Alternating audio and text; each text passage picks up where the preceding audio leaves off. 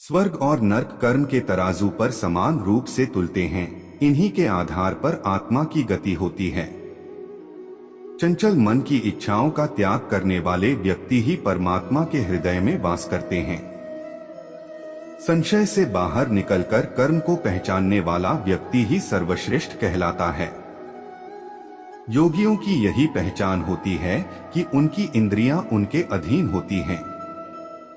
भयमुक्त होता है वह प्राणी जो परमात्मा की इच्छा को अपने लिए आदेश मानकर चलता है।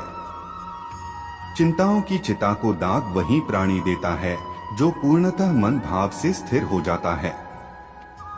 सच्ची श्रद्धा और परमात्मा के प्रति समर्पण तब ही सफल माना जाता है जब उसमें कोई शंका न हो।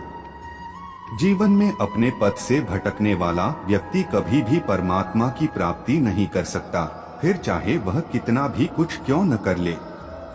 भय के होने पर मन की स्थिति भयानक हो जाती है। वीर वही है जो कर्म ज्ञान का अनुसरण करता हो।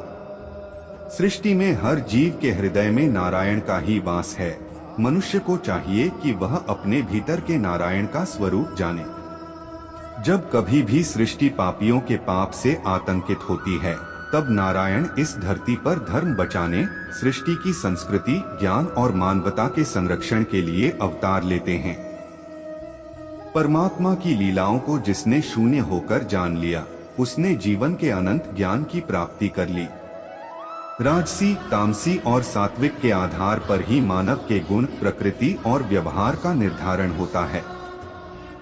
जीवन का एक ही सार होता है, श्रीमद् भागवत गीता।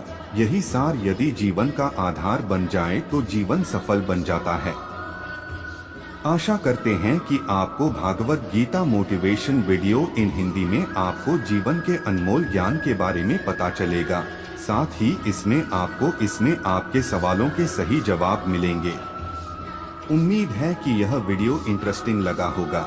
साथ ही यह वीडियो आपको पसंद भी आया होगा। इसी प्रकार के अन्य मोटिवेशनल वीडियो के लिए परिधि लाइफ मोटिवेशन यूट्यूब चैनल के साथ बने रहें। धन्यवाद। जय श्री कृष्णा। कठिन हालातों में भी ईश्वर पर अटूट भरोसा बनाकर रखें। एक अत्यंत गरीब महिला थी जो भगवान श्री कृष्ण पर अटूट विश्वास करती थी।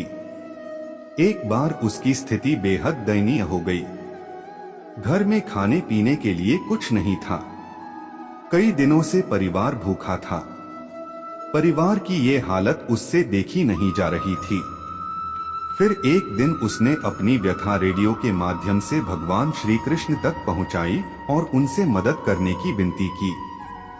रेडियो का वो प्रसारण एक घमंडी नास्तिक और अहंकारी उद्योगपति ने सुना और उसने सोचा कि क्यों न इस महिला के साथ कुछ ऐसा मजाक किया जाए कि उसकी श्री कृष्ण के प्रति आस्था ही डगमगा जाए। उसने अपने सेक्रेटरी को कहा कि ढेर सारा खाना और महीने भर का राशन उस महिला के घर पर देकर आओ, और जब वो महिला पूछे कि ये किसने भेजा है तो कह देना कि शैतान ने भेजा है। जब सेक्रेटरी महिला के पास सामान पहुंचाने गई तो पहले उसके परिवार ने तृप्त होकर भोजन किया। फिर वो सारा राशन अलमारी में रखने लगी। उसने एक बार भी सेक्रेटरी से ये नहीं पूछा कि राशन किसने भेजा।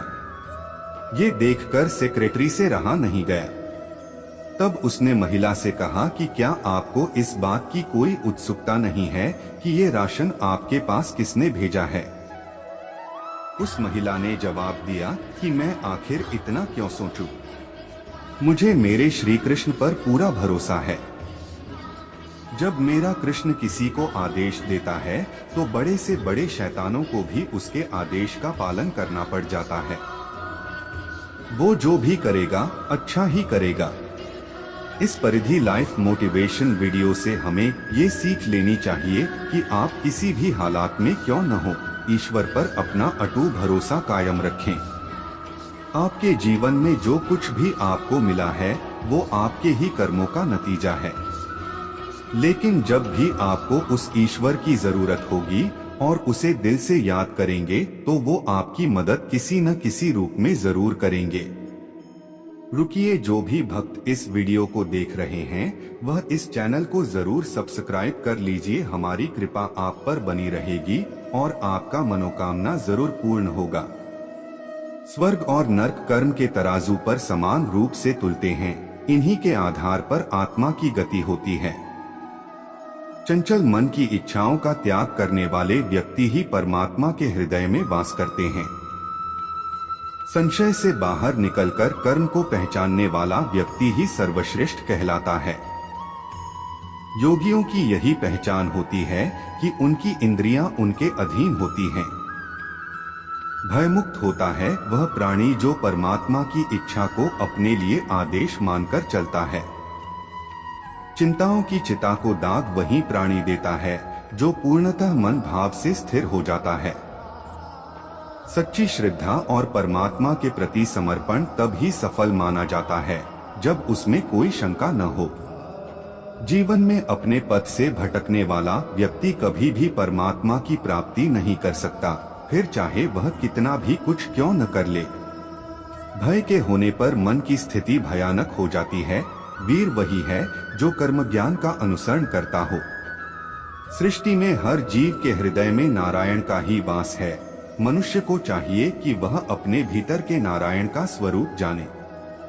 जब कभी भी सृष्टि पापियों के पाप से आतंकित होती है तब नारायण इस धरती पर धर्म बचाने, सृष्टि की संस्कृति, ज्ञान और मानवता के संरक्षण के लिए अवतार लेते हैं। परमात्मा की लीलाओं को जिसने शून्य होकर जान लिया उसने जीवन के अनंत ज्ञान की प्राप्ति कर ली। राजसी, तामसी और सात्विक के आधार पर ही मानव के गुण, प्रकृति और व्यवहार का निर्धारण होता है। जीवन का एक ही सार होता है, श्रीमद् भागवत गीता।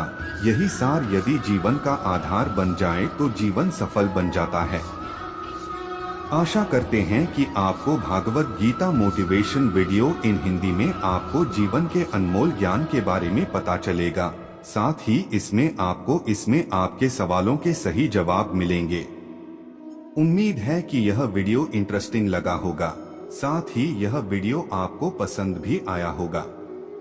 इसी प्रकार के अन्य मोटिवेशनल वीडियो के लिए परिधि लाइफ मोटिवेशन यूट्यूब चैनल के साथ बने रहें। धन्यवाद। जय श्री कृष्णा। लक्ष्य पूरा होगा या नहीं, ये सोचे बिना हमें सिर्फ बेहतर से बेहतर कोशिश करनी चाहिए। महाभारत का प्रसंग जो बताता है कर्मों का फल इंसान के हाथ में नहीं है। किसी भी काम की शुरुआत में ये नहीं सोचना चाहिए कि सफलता मिलेगी या नहीं, लक्ष्य पूरा होगा या नहीं, क्योंकि कर्मों की सफलता या असफलता इंसान के हाथ में नहीं है।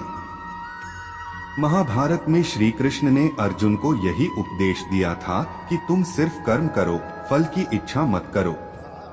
जो लोग धर्म के अनुसार कर्म करते हैं उन्हें सफलता जरूर मिलती है। ये बात महाभारत के एक प्रसंग से समझ सकते हैं। श्री कृष्ण ने अर्जुन को समझाया, तुम सिर्फ बेहतर कोशिश करो।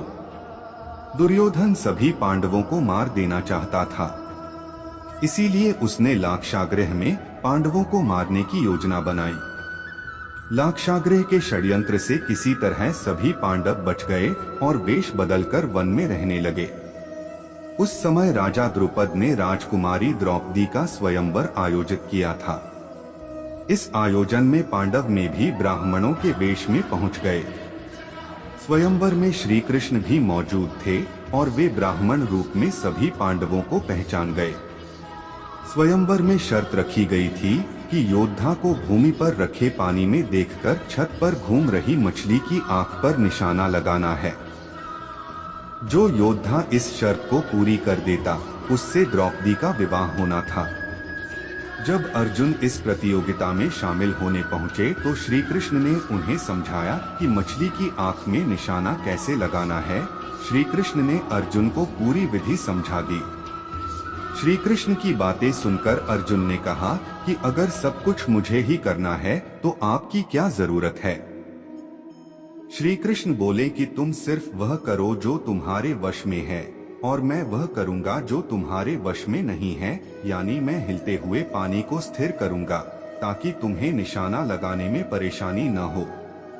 तुम सिर्फ बेहतर से बेहतर करने की कोशिश करो।